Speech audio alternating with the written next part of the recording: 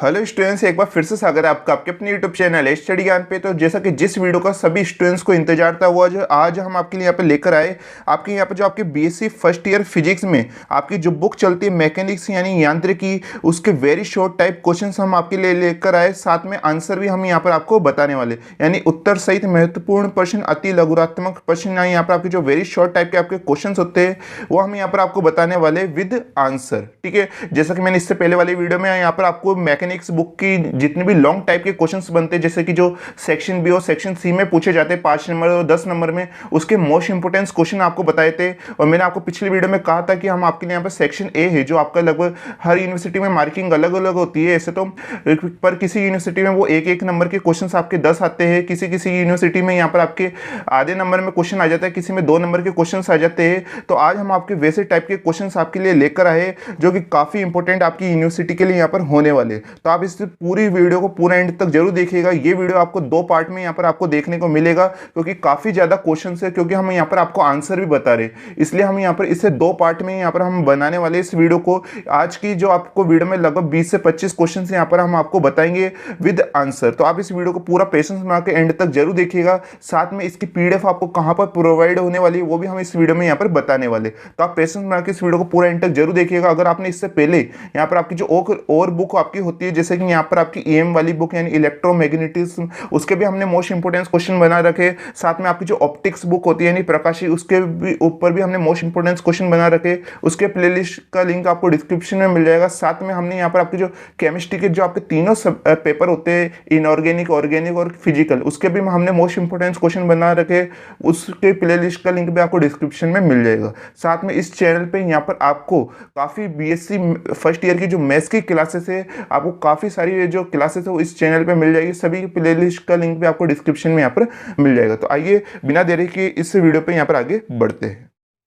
तो जैसा कि स्टूडेंट्स यहाँ पर आप फर्स्ट क्वेश्चन देख सकते हैं, जो कि क्या है, निर्देश तंत्र किसे कहते हैं। ये काफी इंपॉर्टेंट क्वेश्चन है और हर यूनिवर्सिटी में ये काफी बार रिपीटेड भी क्वेश्चन है। जो कि क्या है, इसका आंसर किसी भी कण की स्थिति का पूर्णतया सही निर्धारण करने के लिए उसके साथ 3 अक्षों को क्या है यहाँ पर एक निकाय संबंधित करते हैं। यहाँ पर एक्स, वाई और जेड, इसका एक निकाय संबंधित करते हैं, उसे हम क्या कहते हैं यहाँ पर निर्देश तंत्र कहते हैं, यानी फ्रेम ऑफ रेफरेंस हम यहाँ पर कहते हैं। काफी अच्छा क्वेश्चन है और काफी ईजी भी यहाँ पर इसकी लैंग्वेज है, जो आपको एक ही बारी में पर याद हो जाएगी। ठीक है, और साथ में आप अपनी यूनिवर्सिटी का नाम है वो कमेंट बॉक्स में लिखना ना भूले, जिससे हमें पता लगे कि कौन कौन सी यूनिवर्सिटी के स्टूडेंट्स इस वीडियो को देख रहे हैं। तो अभी इस वीडियो को पॉज करिए और अपनी यूनिवर्सिटी का नाम कमेंट बॉक्स में जरूर लिखिएगा। ठीक है, उसके बाद क्वेश्चन नंबर 2 है, यहाँ पर आप देख सकते हैं जड़त्व निर्देश तंत्र किसे कहते हैं। ये भी काफी सिंपल टॉपिक है और काफी बार पूछा गया है यहाँ पर आपके है, जो कि क्या है यहाँ पर ऐसा निर्देश तंत्र जिसके सापेक्ष बाह्य बलों की अनुपस्थिति में भी यहाँ पर आपकी जो कण की गति क्या होती है, आपकी त्वरण रहित होती है, उसे क्या कहते हैं यहाँ पर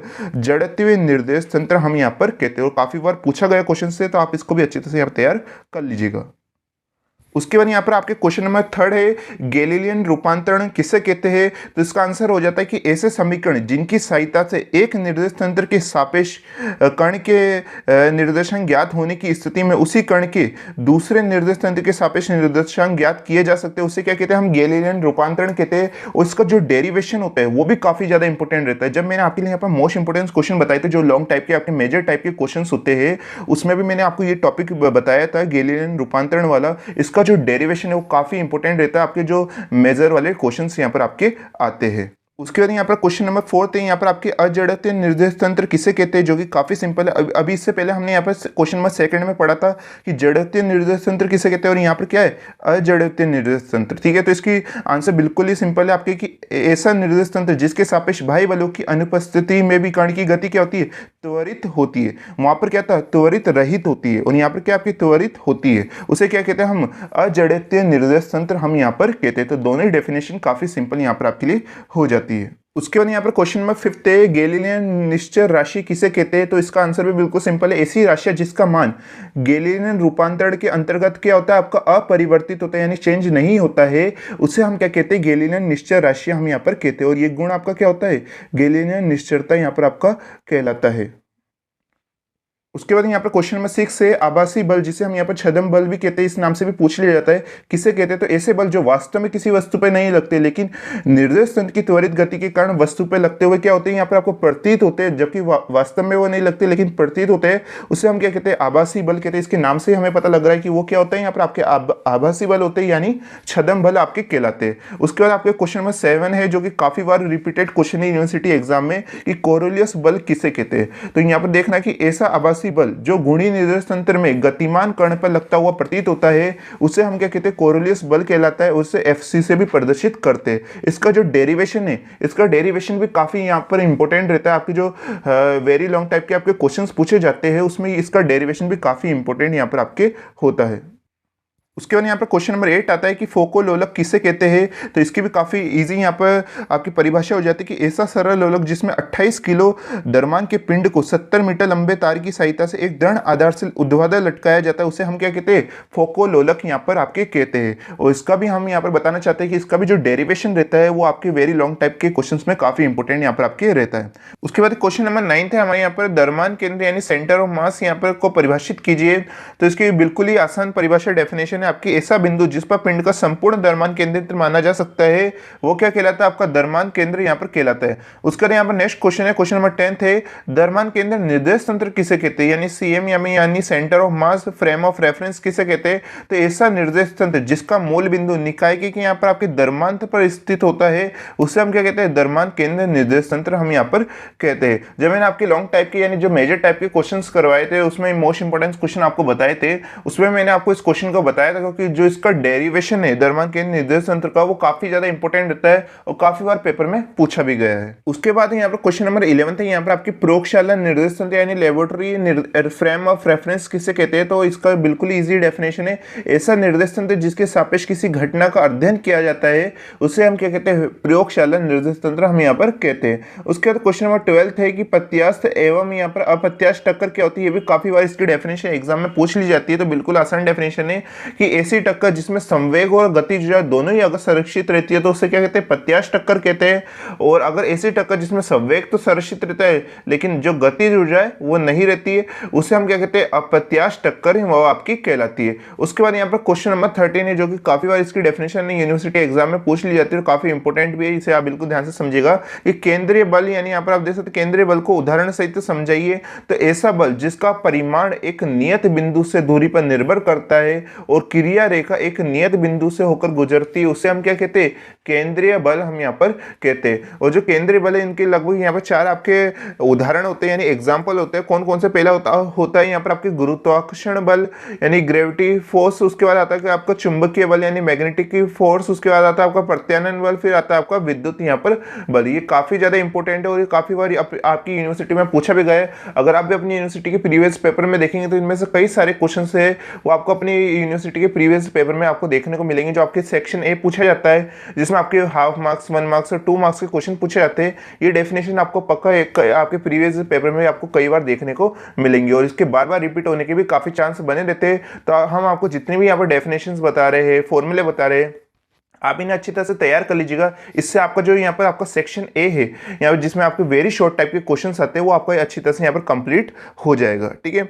उसके बाद यहाँ पर हमारा क्वेश्चन नंबर 14 है, इसे भी आप बिल्कुल यहाँ पर ध्यान से समझिएगा। काफी इंपॉर्टेंट डेफिनेशन ये कि यहाँ पर दृढ़ पिंड किसे कहते हैं। तो ऐसा पिंड जिस पर बाह्य बल लगाने पर भी उसके कणों के बीच की दूरी क्या रहती है? आपकी अपरिवर्तित रहती है। वो आपका क्या कहलाता है? यहाँ पर दृढ़ पिंड यहाँ पर आपका कहलाता है। फिर उसके बाद यहाँ पर क्वेश्चन नंबर 15 है कि जड़त्व आगुण की परिभाषा लिखिए। तो वह गुण जिसके कारण बाह्य बलागुण लगाने पर भी पिंड एक नियत अक्ष के परितः अपनी घूर्णन अवस्था में परिवर्तन का विरोध करता है, वो आपका क्या कहलाता है? यहाँ पर जड़त्व आगुण कहलाता है। इसकी जो डेफिनेशन है काफी इंपॉर्टेंट होती है, यूनिवर्सिटी एग्जाम में काफी बार रिपीट हुई है ये वाला यहाँ पर आपकी डेफिनेशन। तो आप इसे भी अच्छे से यहाँ पर याद कर लीजिएगा। उसके बाद यहाँ पर नेक्स्ट डेफिनेशन है प्रत्यास्थता को परिभाषित कीजिए, जो कि काफी ज्यादा इंपॉर्टेंट है। यहाँ पर आपकी डेफिनेशन परिभाषा हो जाती है, बिल्कुल ही आसान है। एक और आप यहाँ पर पढ़िएगा तो एक बारी में यहाँ पर आपको याद हो जाएगी कि पदार्थ का वह गुण जिसके कारण वस्तु बाह्य विरूपक बल लगाने पर भी अपने रूप या आकार में परिवर्तन का क्या करती है, आपके विरोध करती है, और विरूपक बल को हटा लेने पर पुनः अपने प्रारंभिक रूप को पाने का क्या करती है, प्रयास करती है। वह क्या कहलाती है, आपकी प्रत्यास्थता कहलाती है। मान लो कि आपका एक रबड़ होता है, उस रबड़ को भी जब आप खींचते हैं तो वो अपने रूप या आकार में परिवर्तन का विरोध करती है, और जैसे आप उस रबड़ को छोड़ते हैं वो दोबारा अपनी पुरानी स्थिति पे आ जाता है। तो यही क्या होता है, आपका प्रत्यास्थता का गुण होता है, जो कि काफी इंपॉर्टेंट है, और इसमें से भी काफी आपके क्वेश्चन है वो एग्जाम में यहाँ पर पूछे जाते हैं। इसका डेरिवेशन भी आप अच्छी तरह से तैयार कर लीजिएगा। उसके बाद यहाँ पर नेक्स्ट आता है, जैसे प्रत्यास्थता आई तो फिर प्रतिबल आना भी पक्का है। तो यहाँ पर प्रतिबल की डेफिनेशन क्या होती है कि किसी वस्तु पर बाह्य विरूपक बल लगाने पर उसके प्रति एकांक क्षेत्रफल पर उत्पन्न आंतरिक प्रतिक्रियात्मक बल आपका क्या कहलाता है, प्रतिबल यहाँ पर आपका कहलाता है। और फिर जब प्रतिबल आया तो फिर विकृति का आना भी यहाँ पर कंफर्म है। तो विकृति यहाँ पर क्या होती है कि विकृति बाह्य विरूपक बल लगाने पर उसके आकार में उत्पन्न आनुपातिक परिवर्तन ही आपका क्या कहलाता है, विकृति यहाँ पर आपका कहलाता है। तो ये आपकी जो तीनों डेफिनेशन मैंने लिखा है, प्रत्यास्थता, प्रतिबल और विकृति, इन तीनों में से एक डेफिनेशन आपके एग्जाम में यहाँ पर काफी पूछी जा सकती है, बार बार रिपीट होती रहती है। तीनों डेफिनेशन आपके जिस भी आपकी ये चैप्टर में डेफिनेशंस है तो उस चैप्टर के लिए यहाँ पर ये आपकी जो ये क्वेश्चन है काफ़ी ज़्यादा इंपॉर्टेंट यहाँ पर आपके लिए रहते हैं। तो इन तीनों परिभाषा को आप अच्छी तरह तैयार कर लीजिएगा, क्योंकि इन तीनों में से एक क्वेश्चन यहाँ पर आपके सेक्शन ए में काफ़ी पूछा जाता है। फिर उसके बाद यहाँ पर क्वेश्चन नंबर 19 यहाँ पर आपका आता है, जो कि मोस्ट इंपोर्टेंट लगा लीजिएगा। इस क्वेश्चन का आना लगभग यहाँ पर पक्का रहता है, जो कि क्या है, यहाँ पर आपका हुक का नियम हम किसे कहते हैं। ठीक है, तो हुक का नियम काफी ज्यादा इंपॉर्टेंट रहता है। अगर आप भी अपनी यूनिवर्सिटी के प्रीवियस पेपर में देखेंगे तो ये क्वेश्चन आपको बार बार देखने को मिलेगा। इसकी बिल्कुल ही आसान डेफिनेशन यहाँ पर आप देखिएगा, साथ में हम यहाँ पर आपको इसका फॉर्मूला भी बता देंगे कि यहाँ पर आप देखिएगा, हुक के नियमानुसार प्रत्यास्थ सीमा में प्रतिबल और विकृति एक दूसरे के क्या होते हैं, समानुपाती होते हैं। अब प्रतिबल क्या होता है, विकृति क्या होती है, तो इसके अभी थोड़ी देर पहले मैंने आपको डेफिनेशन लिखाई थी। ठीक है, तो ये एक दूसरे के क्या होते हैं, समानुपाती रहते हैं। तो हम यहाँ पर देख सकते हैं कि प्रतिबल और विकृति एक दूसरे के क्या है, यहाँ पर समानुपाती है। जैसे हम ये समानुपाती का चिन्ह हटाएंगे और बराबर लगाएंगे तो हमारा यहाँ पर कॉन्स्टेंट लगेगा। कॉन्स्टेंट हमारे यहाँ पर क्या लगा, ई लगा है। ठीक है, तो ई लगा है तो ई इक्वल टू क्या हो जाएगा, हमारे यहाँ पर प्रतिबल अपॉन विकृति हो जाएगा, प्रतिबल अपॉन विकृति। और ई हमारा क्या होता है, प्रत्यास्थता गुणांक हमारे यहाँ पर होता है। तो यही आपका हुक का नियम होता है, जो काफी ज्यादा इंपॉर्टेंट होता है और काफी बार रिपीटेड क्वेश्चन है, तो आप इसकी अच्छी तरह से इसे याद कर लीजिएगा। फिर उसके बाद आज का हमारे यहाँ पर लास्ट क्वेश्चन क्या है, क्वेश्चन नंबर 20 देख सकते हैं कि पोआसो या पाइसा अनुपात को परिभाषित कीजिए। दोनों नाम में से आपके कोई से भी नाम से पेपर में आ सकता है, इसलिए मैंने दोनों नाम लिख दिए यहाँ पर।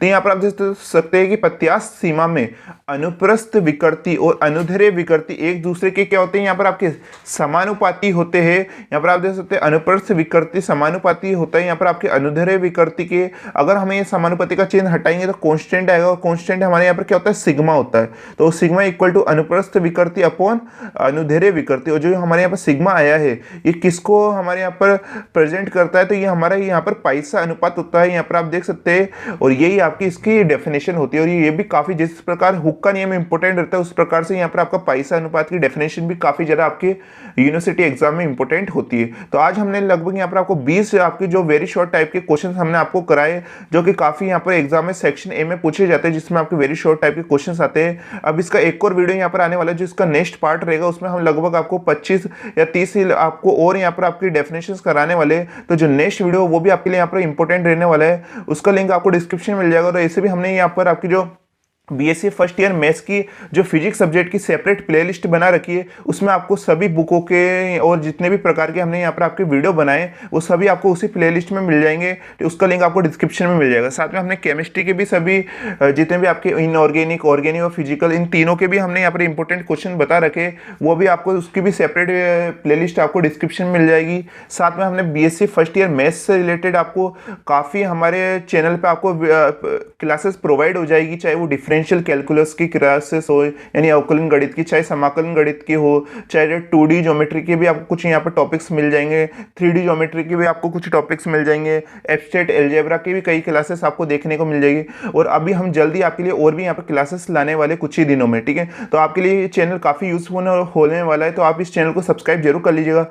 और एक बात और कि जो कि मैंने आपको वीडियो की शुरुआत में ही कहा था कि यहाँ पर आपको जो ये आज मैंने आपको यहाँ पर क्वेश्चंस करवाए और नेक्स्ट वाली आपकी जो क्लास रहेगी उसमें हम आपको जो क्वेश्चंस कराएंगे। साथ में इससे पहले मैंने आपकी जो क्लास में फिजिक्स के मोस्ट इंपॉर्टेंट क्वेश्चन आपको लिए यहाँ पर बताए थे, मैकेनिक्स के वेरी लॉन्ग टाइप के क्वेश्चन, तो उनकी हमने सेपरेट पीडीएफ आपके लिए जल्दी यहाँ पर तैयार कर देंगे और वो पीडीएफ आपको हमारे पीडीएफ स्टोर पर यहाँ पर प्रोवाइड हो जाएगी। तो पीडीएफ स्टोर का लिंक हमने डिस्क्रिप्शन में दे रखा है, वहाँ पर आप जाके इसे देख सकते हैं। साथ में आपको जो हमारे टेलीग्राम चैनल है मैथ्स बाय एआर स्टडी ज्ञान के नाम से, उसे भी आप ज्वाइन कर लीजिएगा, क्योंकि वहाँ पर आपको मैथ्स से रिलेटेड कई यहाँ पर आपको स्टडी मटेरियल वहाँ पर आपको प्रोवाइड करवाया जाता है। साथ में कई क्लासेस की वहाँ पर इंफॉर्मेशन आपको प्रोवाइड करवाई जाती है। तो आप उस जो मैथ्स बाय स्टडी ज्ञान के नाम से आप उसे ज्वाइन जरूर कर लीजिएगा, उसका लिंक आपको डिस्क्रिप्शन में मिल जाएगा। और इन सब की पीडीएफ है वो आपको हमारे पीडीएफ स्टोर पर प्रोवाइड हो जाएगी, उसका लिंक भी हम डिस्क्रिप्शन में आपको दे देंगे। अगर किसी टॉपिक से रिलेटेड वीडियो चाहिए तो आप कमेंट करके हमें बता दीजिएगा। और आज का वीडियो कैसे पसंद आया प्लीज कमेंट करके जरूर बताइएगा। इस वीडियो को लाइक करना ना भूलें। मिलते हैं नेक्स्ट वीडियो में।